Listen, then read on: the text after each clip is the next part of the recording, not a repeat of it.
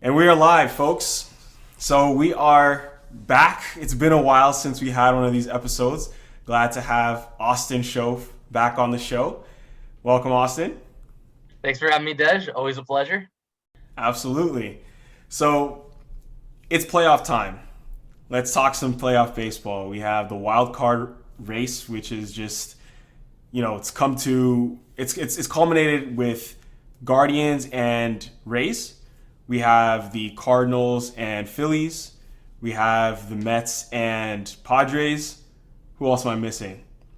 You're missing the best series of them all, the Battle of Vancouver, Seattle and Toronto. Seattle and Toronto, the Battle of Vancouver. Yeah. So I mean, it's been a good one. I mean, let's kind of start with some of the surprising storylines. Quite frankly, I was surprised to see the Mets lose a grip of the NL East. They had that division. It seemed they had it down pat all year long, and then suddenly it just wasn't theirs anymore. What do you think happened there? I think it had more to do with the Braves being exceptional than the Mets being anything bad. I mean, the Mets were playing at like a 93, 94 win pace throughout most of the second half of the season, and the Braves were playing at a pace that would have topped the 2001 Seattle Mariners. It's unfortunate for them. I mean, it reminds me of what the Dodgers and Giants went through last year, where you have two really, really good teams, and one team is eventually just going to have to be the loser. But no, I mean the Mets. It's not like the Mets did anything wrong. Yeah, they had some injuries, but Degrom came back. He's pitched well. I know he's dealing with injuries again. He looked awful in his last start in Oakland. Scherzer does not look great tonight. At the time we're recording this, he's already given up two mammoth bombs. Um, but I don't really think the Mets did anything wrong. I I love to make fun of the Mets. There's nothing more fun than laughing at that franchise and hoping Steve Cohen does terribly or gets arrested for financial crimes he may or may not have committed. But I just I they didn't play poorly. The Braves just got on this tear, and if we do get that Atlanta LA series for it will be the fourth time since 2018. And I think that's all you can ask for as a baseball fan. Absolutely. The Braves are an interesting bunch. They seem to always have just a new young player every year who comes up and takes the baseball world by storm. We've seen it like 4 straight years now. Obviously you have Acuna, Albies who's still hurt right now, but now this year you have guys like Michael Harris the second, Spencer Strider. That farm system is like the gift that keeps on giving, and I think that's a huge key. I mean, obviously you have to give props to Alex Anthopoulos and his crew because they know how to scout, they know how to develop talent.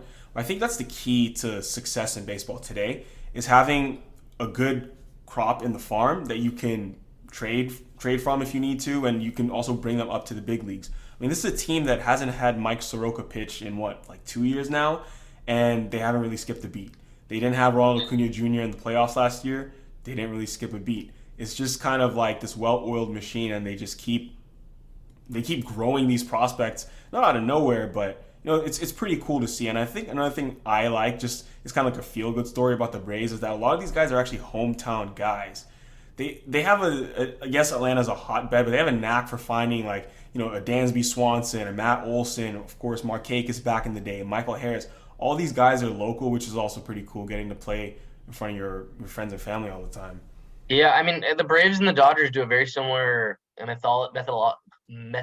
methodology. And I think and again, you see that for teams that win. Specifically, look, the Dodgers, they drafted well.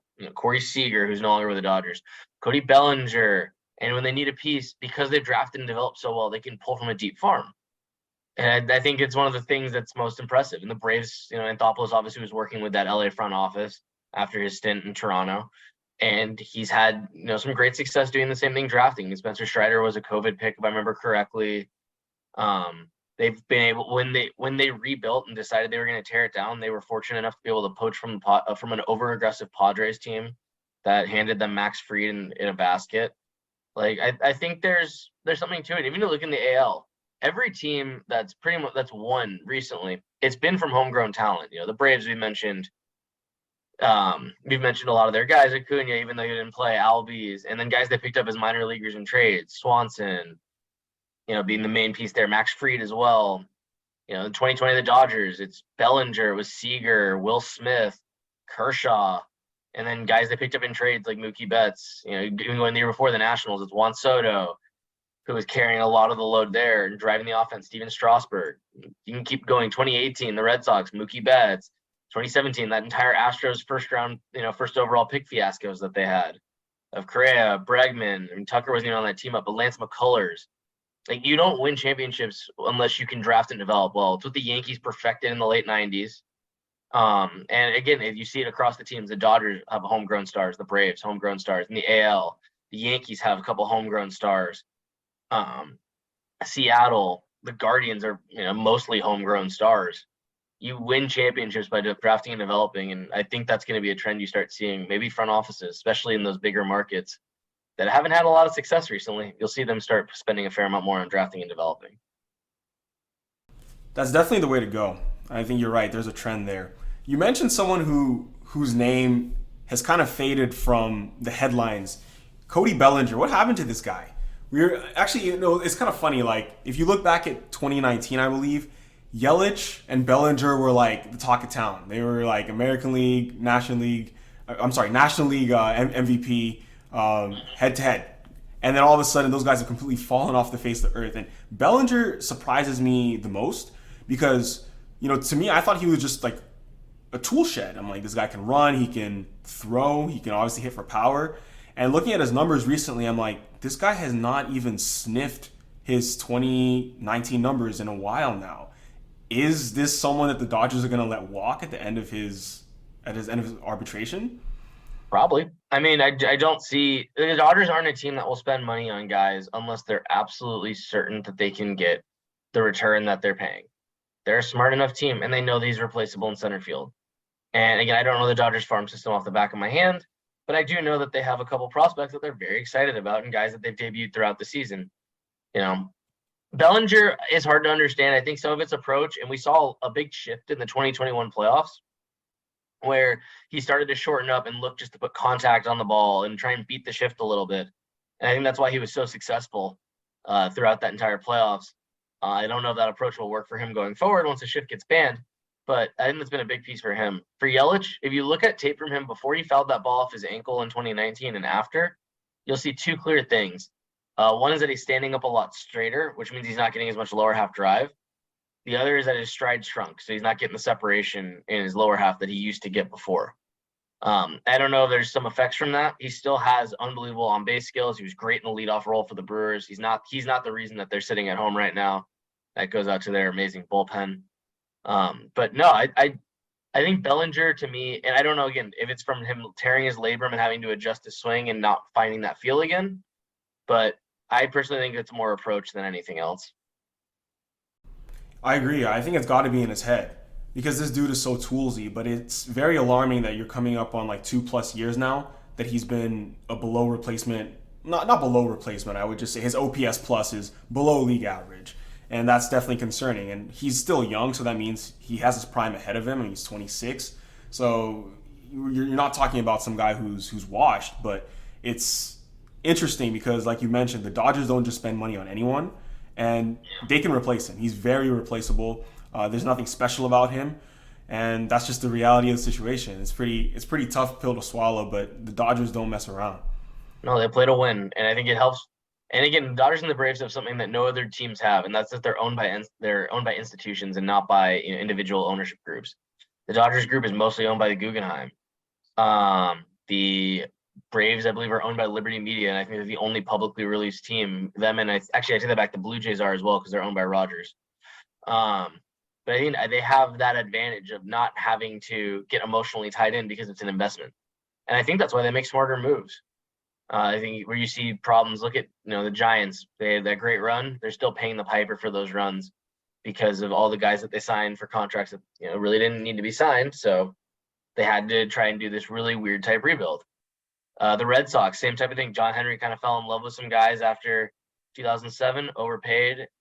They had the fluke run in 2013, but they kind of, from I think 2011 through 2015, they made the playoffs once and just they weren't a great team. And I think that comes with having, human emotion. Yeah, I mean, you mentioned my Red Sox. It's funny. Like last year, this time I was going to go watch them play in the ALCS in Houston. I went to Game 1. out there, Chris Sale got lit up, but at least getting to see the Red Sox make a surprise run in the playoffs. That's a very interesting scenario because you have a team that let Mookie walk. Obviously, he's going off in LA. Obviously, wins a World Series his first season, but now it's like, where do we go from here? JD Martinez is leaving. Bogarts is leaving. Devers is the guy we have to sign. I mean, first of all, do you think Bogarts is gone from Boston? If Boston's smart, yes. I think if I'm looking at the Red Sox over the next 3 to 4 years, I see a couple of things. They're not as deep as some of the other teams in their division. They don't have as much upside flexibility as other teams in their division, and they don't have the pieces they're already there that if they were to lock them up could be the core of another championship team. So let's look at the AL East. If the Yankees lose Aaron Judge, what are they left with? Still a pretty good team. I mean, the addition of Harrison Bader's been great for them. I doubt they'll lose Judge. I have a feeling they're going to offer something that is just absolutely exorbitant because that's how the Steinbrenner family operates. But they've got pieces. Tampa Bay Rays, again, they are not going to – I don't think this is going to be it for them. They've got Wander Franco, who they can build around for the next 8 million years. They've got arms. They've got Shane McClanahan. Shane Baz, who missed almost this entire season, if I remember correctly. They'll get him back. They've got guys they can go to. Tyler Glasnow is finally healthy, and we'll see how he looks in Game 2 tomorrow. But they have guys. Toronto has a deep team. They've got young talent that they've locked up. Matt Chapman's locked up. George Springer's locked up. Alejandro Kirk and Danny Jansen form a great catching duo. They've got the pieces necessary. And now Baltimore finally looks like they've gotten over the hill of the rebuild, and now you're going to be stuck watching Adley Rutschman turn into Buster Posey for the next 5 seasons, and Gunnar Henderson take over the hot corner. And I'm blanking on some of the pitchers they have, especially the young prospect who got injured in AAA, but they've got arms. Grayson Rodriguez. Yeah, I mean, I'm looking at I go on Spotrac.com, however you pronounce it, Spotrac, for the contract that they're projecting Judge to get. It's 8 years, 303.6, so it's a 37.9 million AAV. Do you really think the Steinbrenners? I don't think they're the same family that they were when the boss was around. Hal Steinbrenner, he's opened the checkbook once. He did it for Garrett Cole. Garrett Cole is the one guy that they went ahead and just said, we're going to sign him regardless of how much he asks for. But they have balked on several free agents over the years. I know, much to Yankees fans' dismay. And probably some of it is justified. But for example, Francisco Lindor, and he was someone that was on. Well, Lindor would have been a trade, and the Yankees did not have the capital. I mean, look what the Guardians got in return. Not even including the 2 prospects that also got shipped to Cleveland. You're talking about the guy who is, according to Fangraphs, the 13th most valuable player in all of baseball, and Andres Gimenez. Ahmed Rosario, who is one of the top 5 defensive shortstops in baseball and is a contact machine. And then even that, Lindor has somehow managed to justify that trade this year. But even with all that, like look what Cleveland got in return. The Yankees didn't have near that. Who are the Yankees going to give up that would match that? Well, I guess Anthony Volpe is their prized middle infielder that they could have shipped over. But I think even the year before, a couple years now, when Manny Machado was on the block, I think that was 2018 or 2019. Yeah, there were rumors that he would be a Yankee, and that didn't happen. So it's just been a while. I mean, where would you fit in? I mean, they had third base was pretty well locked. Shortstop at the time, I believe, was Didi Gregorius, and he was still playing well. Like the thing when I say the Yankees here is none of those guys were homegrown guys. This is a guy who they can open the checkbook for because he's built up Yankee rapport. He's not a free agent who's coming into New York, and the fans don't know. This is a guy who everybody in New York knows. When he comes up to bat, they stand up for him and they cheer for him. And he just made the Yankees must-watch TV, according to ESPN, because all I could watch for the last 2 weeks was the Yankees on ESPN. So, regardless of what sport you were watching, we were getting live look-ins of Aaron Judge ABs. It was absolutely terrible. You want to make baseball fun? Don't do that. I'm glad he got it, though. But you could definitely see the weight of the world was on his shoulders that last week. Oh, me too. There was nothing better than watching him hit number 62 in Texas, and just I think it's great for the game. It's great to see him pass up Roger Maris's Yankee numbers. It's great that we have more modern records. It's also great that everybody finally acknowledges how great Barry Bonds is a legitimate home run champ, because steroids were not something that was tested for in 2001. But it was fun. Like, it was fun watching him set a record that no one had touched in 60 years. Yeah, 1961. Yeah. Nobody in the AL had ever hit over 60 homers since even touched 60 since Maris. Like, that was so cool.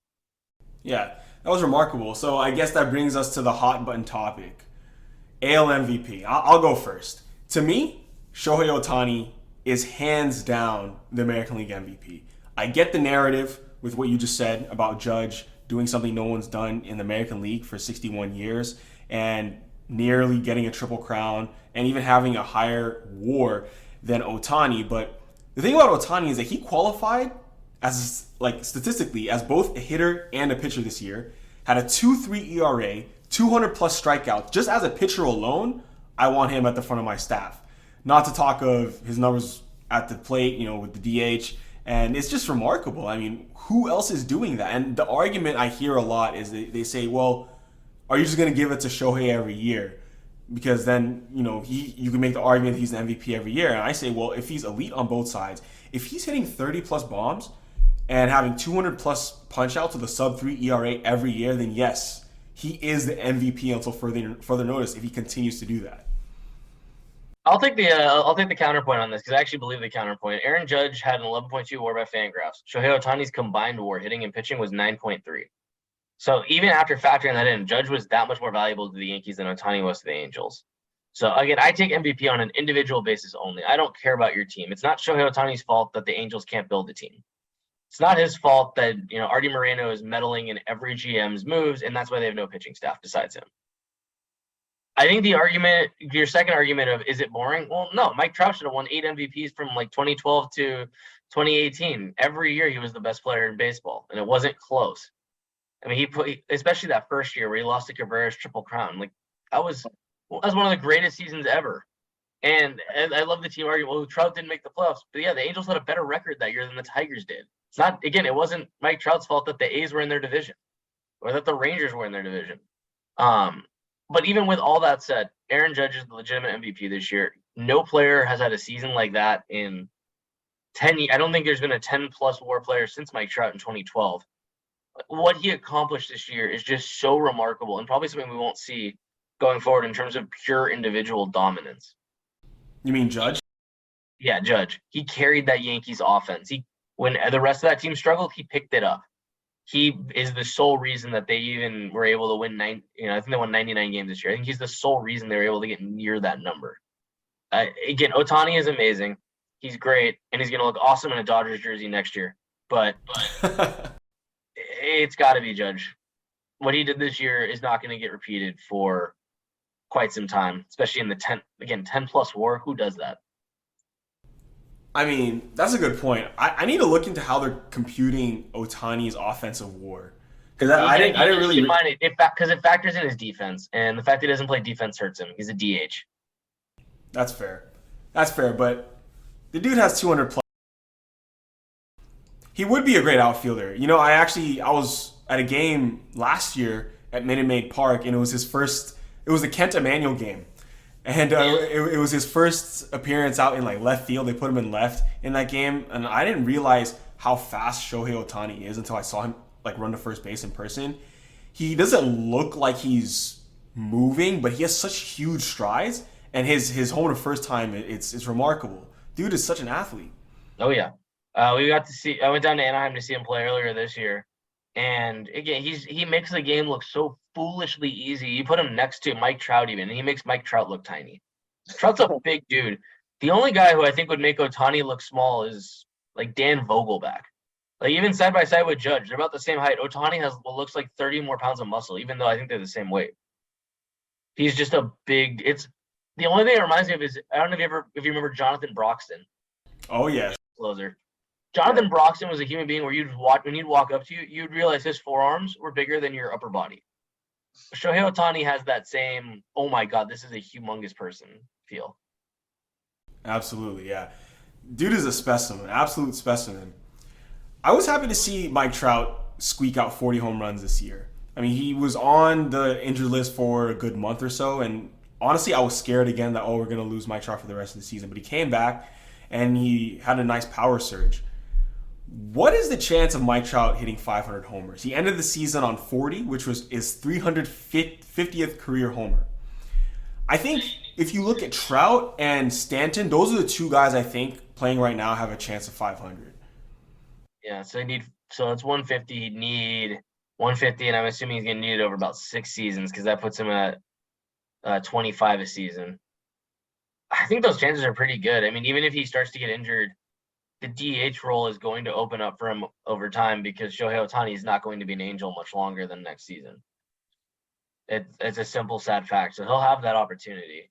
And that's even if the Angels decide to move on from Mike Trout, he'll have that opportunity to DH throughout the rest of his career. So I think he'll get it. Stanton, I just don't ever know if he'll stay healthy enough. But Trout, I can see doing it.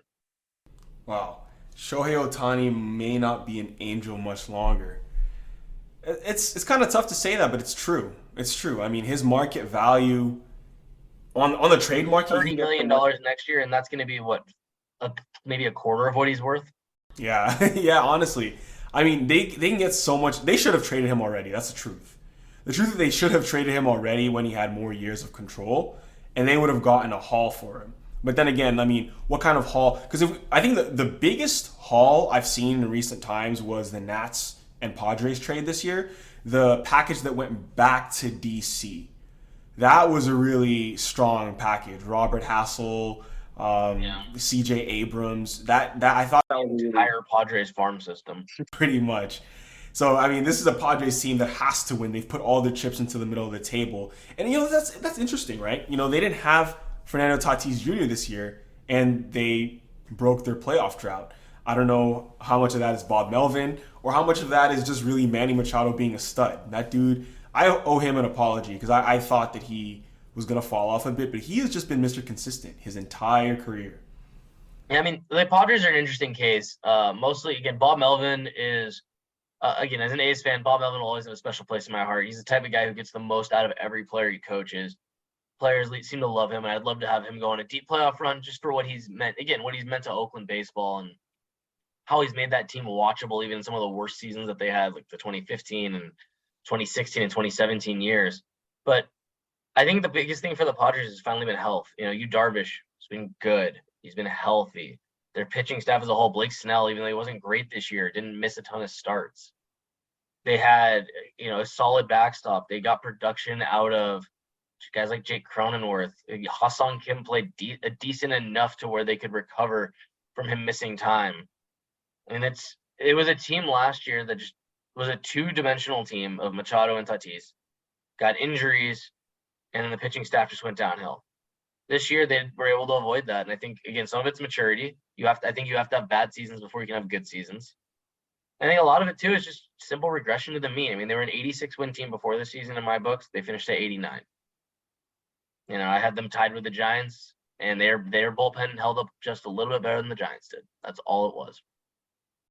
Speaking of regression to the mean, like you said with the Giants, that was, I don't know, obviously they must have overperformed quite a bit last year, winning well north of 100 wins. By my model, they overperformed by 2 full standard deviations, and that never happens. That's your 1% tail. Right. That's not sustainable by any means. You're going to regress, and we saw that this year. Although I do like some of their pieces. We like our Lamont Wade. He's pitching, and their pitching staff too. I mean, oh yeah, Carlos Rodon should win the NL Cy Young in my book. Like, he was that good this year. Huge pickup. But you really think the NL Cy Young? Who else is in the running for NL? I know on the AL side it's Verlander this year, but who else is in the running for National League Cy Young? That's a good point. I mean, I think it's obviously. I know Clayton Kershaw didn't throw enough innings. At least in my book, he didn't throw enough innings. But, he was fantastic this entire season. Tony Gonsolin and Julio Urias, too. Max Fried's got to be up there. Aaron Nola, for sure. Corbin Burns, but it's hard to give it to him just because of how the Brewers fell off.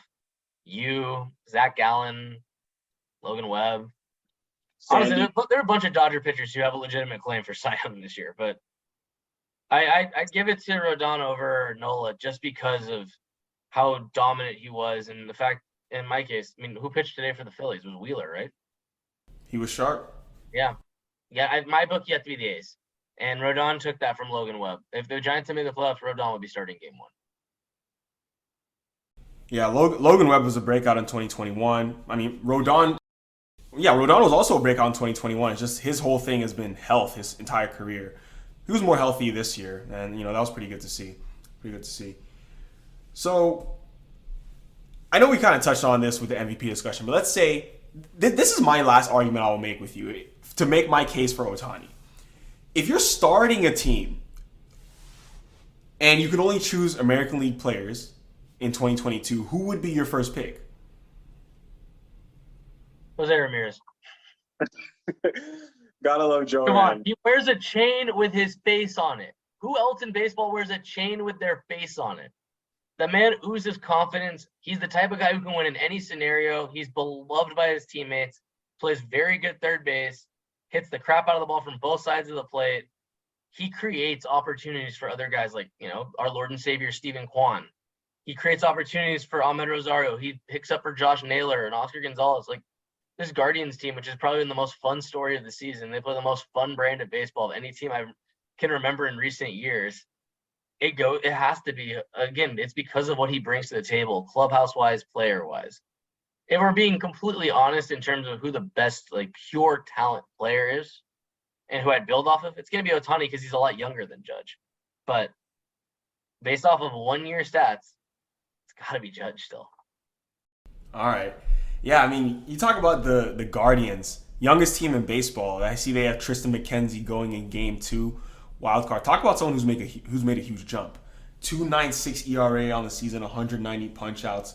I remember watching this guy in high school, actually, on the showcase circuit. Electric stuff. He looks exactly the same as he did in high school. Hasn't really filled out much, but it's just high octane stuff. This is a really young team. Exciting to watch. The Naylor brothers are together now, which is also very interesting. Naylor is really coming to his own this year. He's really coming to his own. He's going to be a middle of the order guy moving forward. I think biggest thing off of Tristan McKenzie, you watch tape from him when he struggled in 2021, and you watch tape from him this year where he was lights out. There's one key adjustment, and I think being able to finally get sent to the minors in 21 and having time to work on it. The Guardians had pitching injuries like no other in 21. He shortened his arm motion. He was able to move the ball quicker up, which allowed him to get faster release on his fastball and get control over his breaking pitches. It's the same thing that they did to Shane Bieber. And you can see the combo of those three pitches, he just becomes unhittable. I watched him pitch earlier this year. There was a game where he didn't have his best stuff, and he still went 7 innings, and he gave up 1 run. He's the type of guy that when Bieber gets traded, whether it's this offseason or in the middle of next season, McKenzie's the type of guy who's going to be able to, take over that staff and, really lead. Kyle Quantrill had a great season. He was what you need out of a number 3, league average. And he got outs, and he didn't walk guys. Savali really struggled with health this year. When he's been back, it's the same thing in recent days. It's been balls in play, strikeouts, no walks. Zach Plesac, less said about him, the better. Talk about a head case. He will not be I don't think he'll be on a major league roster next year just because of, again, his mental issues. This is a guy who's gotten injured in 3 straight seasons for not performance-based. It was 2020. He managed to violate COVID rules and then had that stupid Twitter rant about how everyone was against him. No, you didn't follow the rules. 2021, he injures his thumb aggressively ripping his shirt off, misses most of the season. This year, breaks his pinky punching the mound after giving up a home run. You can't have that on a championship team, which is why you won't see him in the playoffs.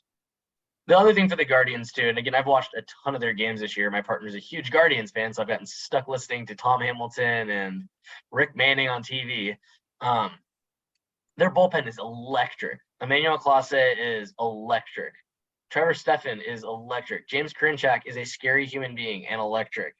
Sam Henches, they finally gets moved out of the rotation to where he can focus on being a max effort guy, and he's become electric. Eli Morgan had a really rough second half of the season, but if he figures out how to get his slider going, he's also electric. They've got pieces. They develop well. They play the right type of baseball. They don't strike out. Terry Francona doesn't know how to manage a bullpen to save his life, but he's got a good enough team behind him to where they could, and I say this completely shocked that I'm saying this, they could be the only team I think that gives Houston a run for their money in the AL. A run for their money, but Houston's going to win the American League, or the American League for sure. I mean, that team is a juggernaut, absolute juggernaut. It's remarkable, just 1 through 9, really, except maybe their catcher Maldonado, who doesn't hit.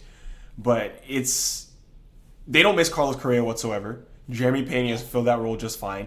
Verlander comes back off of Tommy John, has a Cy Young season, no big deal. Framber Valdez is throwing a quality start literally every time he's out there. They're so good that they put Jose Urquidy in the bullpen. That's how deep they are. Urquidy would be a 3-starter on any good team, and he's in the Astros bullpen. I think that team is very scary, and I think they will make it out of the American League. I think they're going to win the pennant. But one American League team that I'm excited to watch, I mean, they're probably not going to go too far, but the Mariners, what a story. 21 years in the waiting. I mean, unfortunately, they didn't have a home game. You know, those fans up in Seattle. Yeah, that's true. Tomorrow they will. But, I mean, the game 1, they were up in Toronto. So those home fans. Win tomorrow. They'll get that nice series. They'll get a chance. I think the Mariners, it's so interesting because this is a team that's honestly worse on paper or worse than this year than they were last year. At least based off record, but it's the same squad. They're replacing, or adding Robbie Ray to that rotation did a ton. Being able to pick up Luis Castillo mid-season, I feel great for Jerry Dipoto, especially after the way he got forced out of Anaheim by Mike Scioscia and Artie Moreno, to really be able to build a true team. You know, even though the Diaz trade, which looked like a massive home run, didn't work out perfectly, Kelnick has struggled, but this is a team that's well designed and well built, and they fleeced the Padres in the Ty France trade. They've done everything right. It's a fan base that's a really reliable, good fan base, and it's great to watch them play. Scott Service, another high quality guy, first time manager, went from being the Angels assistant GM.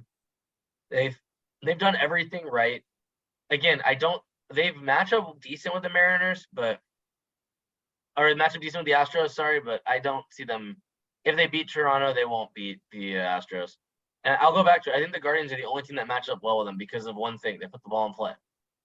The Astros defense is not the greatest defense on the planet. And if you force them to have to make plays, they might be in trouble, especially in center field. It's crazy to think about how good that Astros team could have been had they not flipped Miles Straw for Phil Maton last year. Now Miles Straw is with the Guardians. That's pretty. Arguably the best center fielder in baseball. Eye test, metrics.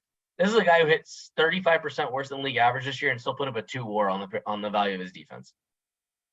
I did not know that. That's remarkable. That's remarkable. Yeah, I mean, one thing I really like about the Mariners is that, they're doing it with a bunch of new faces. Kyle Seager's not there anymore. It's a new guard. Julio Rodriguez was a rookie this year. It's not even the rookies you expected. It wasn't even someone like Kyle Lewis. It wasn't someone like a Jared Kelnick. It wasn't any of those young guys. It's Julio Rodriguez comes up, takes the baseball world by storm, and they're like, we got to keep this guy. They give him a fat extension and be like, please be a Mariner for life. Deserved. I mean, the other big piece too, Eugenio Suarez, who was a throw-in the Winker trade. Jesse Winker's been hurt. Suarez has been outstanding. This is the best defensive season he's had in his career. You can see he's moving around the diamond. He still strikes out an absolute ton, but he's the type of veteran leadership, and he has great approach in general to what you need for a team. Guys like Carlos Santana, another traditional pure hitter, guy who owns the strike zone. They have the right mix of vets and rookies. So even if they don't do it this year, they'll be back next year, and they'll be back the year after that. They've done everything as perfectly as you can. Hell, even J.P. Crawford, who's someone I'm shocked made the big leagues. I played against him in high school. I never thought he was going to be that great of a hitter. He's proven me wrong. He's proven everyone else wrong. I feel like anything that gets hit from third base to up the middle, he's going to get to. And they've got the right team. They've got pieces everywhere, and they've got more pieces coming too. So that's a very good segue to my next point. You talk about the range J.P. Crawford has, but next year he's going to be even. He's not going to have the shift, basically. So he's going to be stationed on the left field side of the bag when he's playing shortstop. He cannot wander to the other side. Both feet have to be on the dirt. What are your thoughts on the new rules coming to Major League Baseball in 2023? I hate the shift. I hate the shift rule with a passion. I think that teams should be able to put whatever defense out there they want. If you want to do something that's against your numbers, by all means, you have all the tools for it. I don't think the shift is the reason why baseball games are boring or slowing down or fans are dying. I think I have no problem with the pitch clock. I think it'll make the game faster. I think there'll be more stolen bases, which I would like to see. I'd like to see the running game become more a part of baseball. I think it's super fun to watch guys steal, and we get to finally showcase how great some of these catchers are. Guys like Hedges and Jorge Alfaro and JT Realmuto and guys just with massive hoses. Yadi's retiring at the end of the season. Be great to show, hey, look what he inspired. And now you're gonna get to see that with catchers throwing down. I do like the bigger bases. In fact, I kind of was hoping they would put the softball base in at first. Really? That play is incredibly dangerous. We've already seen a few guys get nailed, especially on throws at the line. I mean, that cost Max Muncy the entire 2021 playoffs. I'd like to make that collision less likely, but I think making bigger bases is a good start. That'll be good. And I think, again, if baseball really wants to make a change that'll benefit the fans, get rid of blackout zones for MLB TV. Get rid of cable. Get rid of all of those restrictions. Make it so we can actually watch our teams. I haven't been able to watch that many A's games because I refuse to pay for Xfinity because I'm not going to pay $300 a month for the cable package. Let us watch the games. That's all that the league needs to do. Yeah, I saw some people were making comments saying Pujols hit his 700th home run, but too bad it was on Apple TV Plus. I think the game was free, but it's just some extra hoops everyone has to jump through in order to watch. Who the hell wants to go to Apple Plus or Apple TV? I have so many streaming services that I already pay for. If I want to watch games, you make the games accessible. Put everything on the app, regardless of national TV. Let people watch it. Charge a higher price for the app then. I don't know. It's the same issue that other sports have, that the NFL has with Sunday Ticket. The only sport that seems to have figured this out is hockey, and that's because they set the deal up with ESPN Plus to have their out-of-market games all be on ESPN Plus. So you get your games pretty much wherever you are. All for the price of $11.99 a month. That's a great deal. And I definitely think that's the solution to helping grow the game. But the pace of play will help. I think when they ran the numbers in the minors, it shaved off 25 to 30 minutes from the game, depending on which level. So I think at A-ball, games were as fast as 2 hours, 26 minutes. AAA was up to let's say 240. So in the big leagues, it's probably going to be somewhere around 250, which is going to be below 3 hours, which is fine. I mean, we don't have to have it 2.5 hours, although it would be nice, but that's an improvement. I don't see anything wrong with the pitch clock. You're getting the same amount of baseball. You're just killing the dead time, and that's good for everyone. I mean, that definitely helps. The other key, the key is strikeouts. I think strikeouts are the worst part of watching a game, offensively and defensively, whether it's your team or the other team. It's slow. It's not exciting. And I know the league, to their credit, changed the ball this year to make it, a little harder to get strikeouts. That's made it better. But, I think there's a couple of things I would do. It's one, widen the zone. And widen the zone? Really? Widen the zone so we stop getting, the K zone on TV. We can actually get umpires do a good job for the most part. I think the only way to make the umpires have better numbers is to slightly widen the zone. Define what it is and, set it up. Why not just go for the electronic strike zones like we're about to get anyway? I have no problem with electronic strike zones. Just in the meantime, I would because we're not going to have that ready for a bit. The computer vision is just not there because there's still a pretty decent margin for error. I would like to see a slightly wider zone be allowed for umpires and lower the mound. Lower it, make it so, or put it in the middle of the actual diamond. It's 127 feet from home to second. That divided by 2 is not 60. So, either move it back, make it a little bit easier for guys to hit the ball. More balls in play is a good thing. Or you could do what the Orioles did, just move all the fences back, and then home runs start just becoming doubles, triples, and flyouts.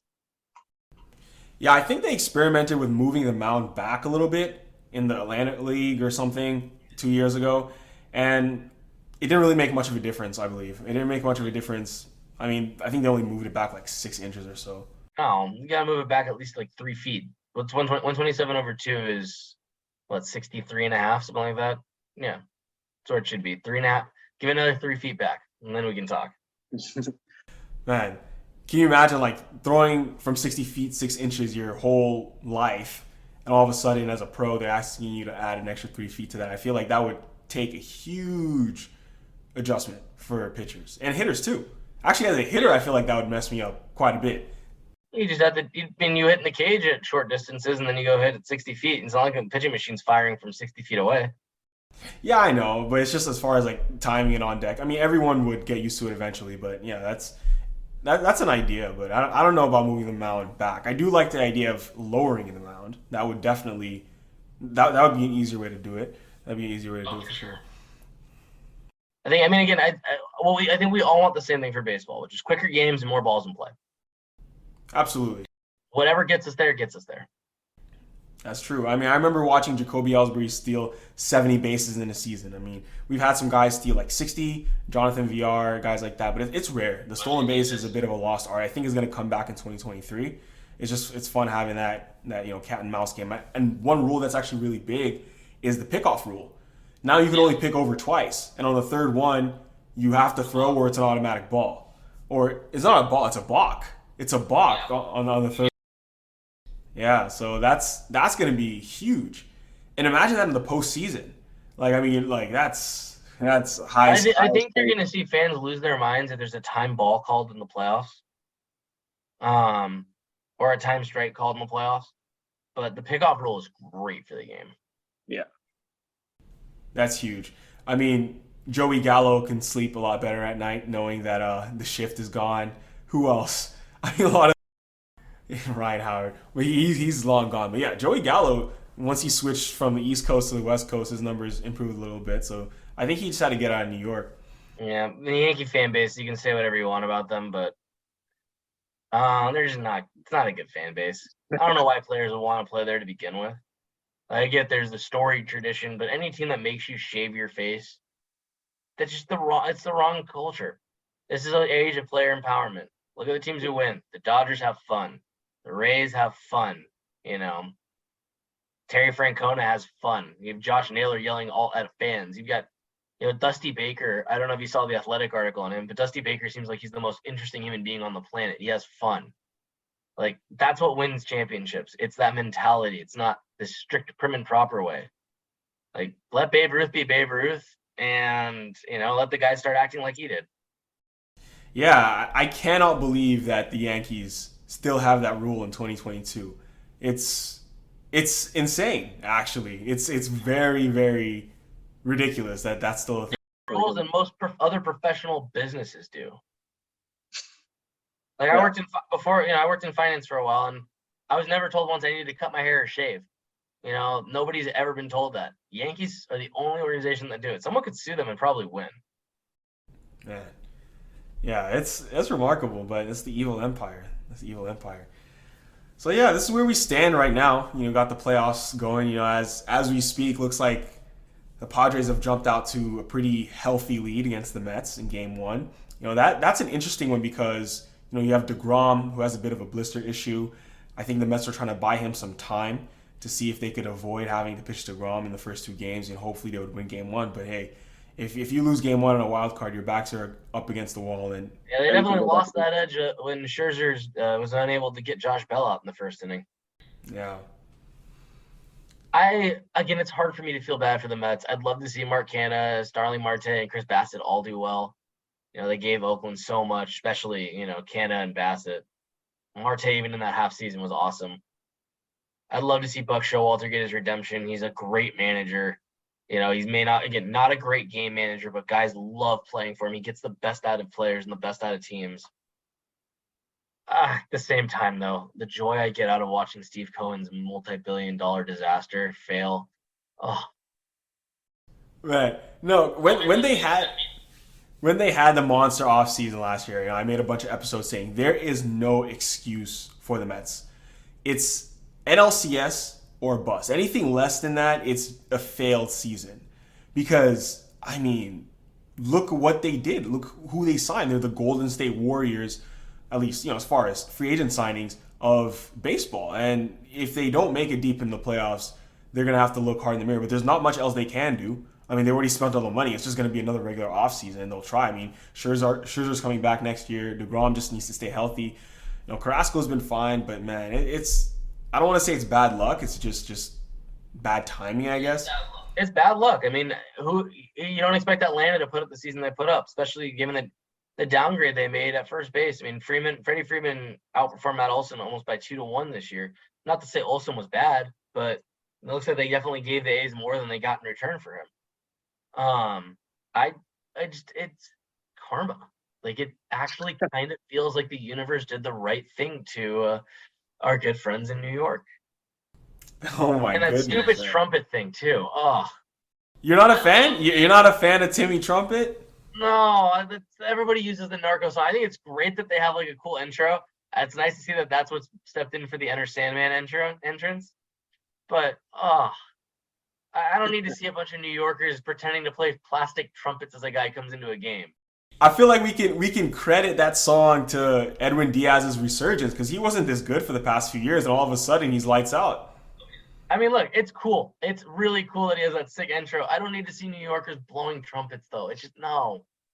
Or Mr. Met with a trumpet. No, Mr. Met's supposed to be the guy who flips off fans, not the guy who's lovable.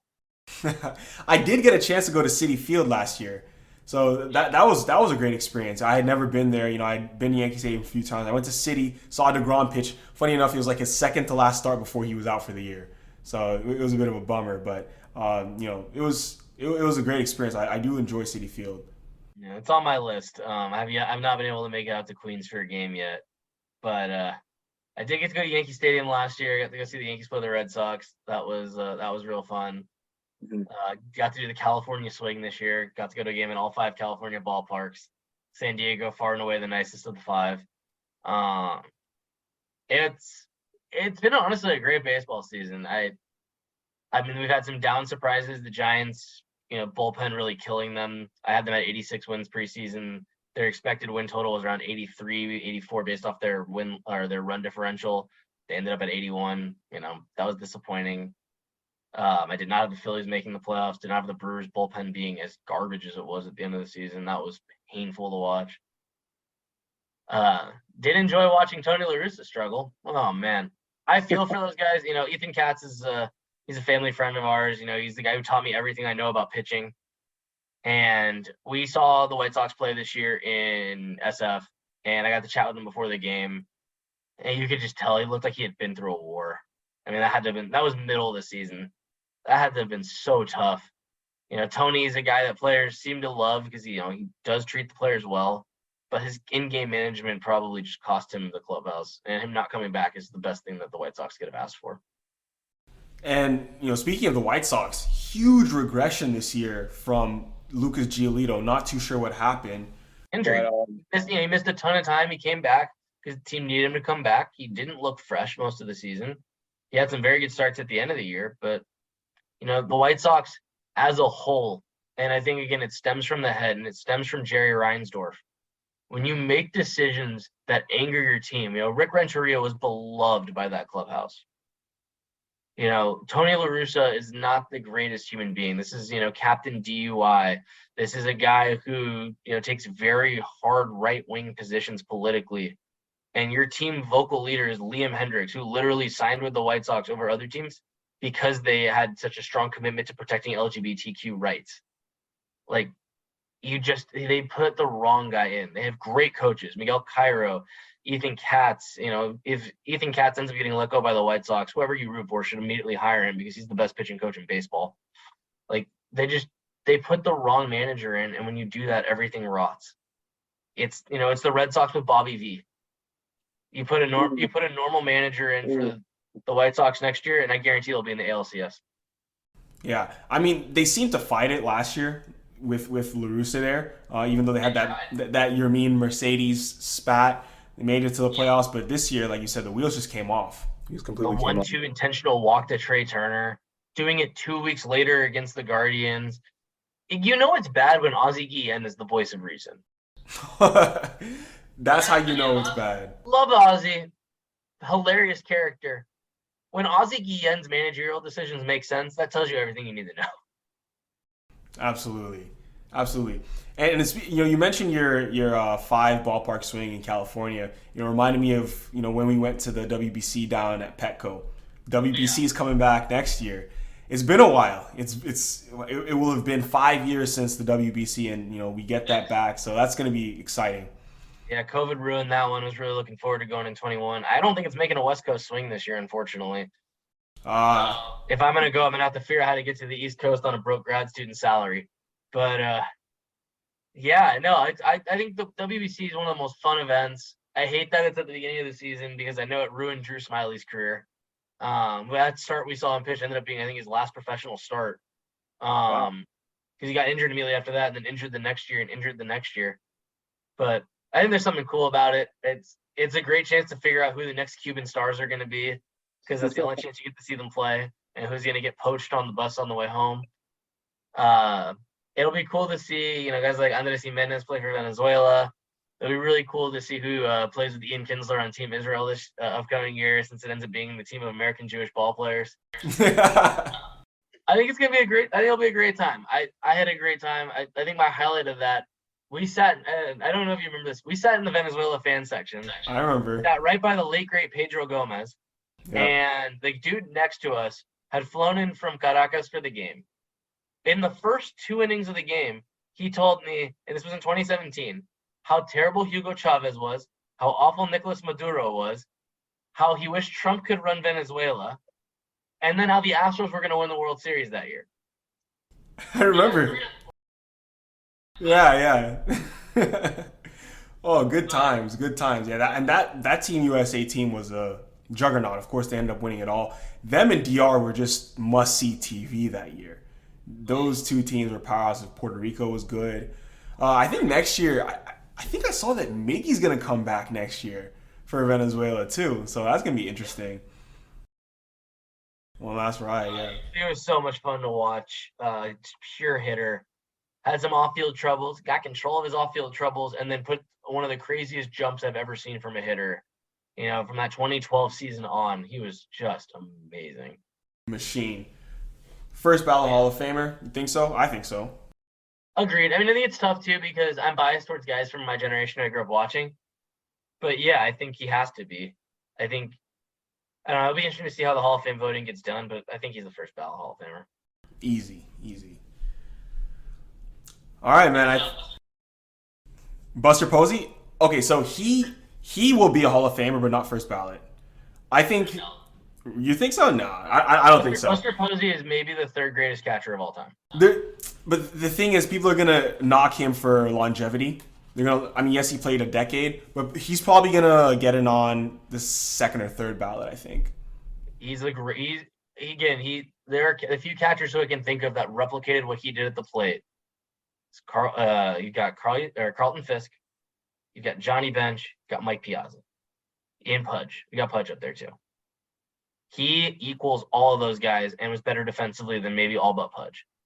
He commanded the zone like no other catcher. He was the reason that framing analytics became a thing because of how many strikes that the Giants seemed to get that other teams didn't. Like, he basically ruined framing for every other catcher because of how good he was. His last season in the big leagues was an insane MVP caliber season. It was the same quality. He, 3-time champion. I hate the Giants. I especially hate the Giants fan base. It's one of the most fair weather fan bases in any sport. Like, they claim that Dodger fans are the type to leave in the third or show up in the third and leave in the sixth. Giants fans don't even show up at all. They're not even watching the game. They're on their phones. And don't get me wrong, Dodger fans are terrible too, but it's two sides of the same coin. And Dodger fans don't complain about Giants fans. So again, this is me, pure Giants hater, can't stand their fan base. Buster Posey is the greatest catcher I've ever seen. He's better than Yachty. He deserves to be a Hall of Famer. First ballot, no question. He deserves to, but will it happen? I mean, we've seen. Well, then again, strange things have been happening with the Hall voting these past couple years. I mean, Poppy got in on the first ballot, which was a surprise. If you show up with that hardware, he's got the MVP, he's got the 3 rings. That definitely helps his case. And by the time he's on the ballot in 4 or 5 years, I think, like you said, these analytics will just continue to become more mainstream, and he'll have a really good shot. Yachty inspired a generation of catchers. Buster Posey, even though he was under the radar, was better defensively than Yachty, and that is crazy to think about. It is very crazy to think about because when you think of defensive catchers, especially in our generation, you think Yachty. You just think Yachty Molina. Yachty wasn't even the best catcher in his family. Jose or Benji? You go Jose? Jose Molina. Jose Molina stuck in baseball longer than any human being with his batting average ever should have, because he was so good behind the plate. Everybody loved Jose. And I'll never forget watching him come up as a rookie in 2002 with the Angels, and watching him just throw guys out casually. The two Molinas were the catchers there. Him leaving, bouncing to the Yankees, and basically saving AJ Burnett for one playoff run, and then just everywhere he went was a beloved figure. He was. No, Jose was a great catcher, and then Benji was the only one, at least for some time. He was the only one who could really hit. I mean, Yadi turned it up these past 5-6 years, maybe. Yeah, Benji was great too. I loved watching him run the bases. Benji was one of my favorite players growing up. Oh man, dude he hit for the cycle in Boston. I'll never forget that day. I'll never forget him waddling around second base. That was just, I think they pulled an oxygen mask out for him in the dugout, if I remember correctly. You can see Adrian Beltre, who was the Red Sox third baseman at the time, just cracking up laughing as he got to third. Yep. Yes, sir. Well, as always, it's a ton of fun. Go Guardians, and yeah, I mean it'll be a good playoff run. Yeah, I agree with you. We're not getting that. But hey, we'll enjoy them while they're still in it. So, thank you for joining. Thank you for hopping on the show. As always, great having you. Yep, as always. Let's do this again soon. We will.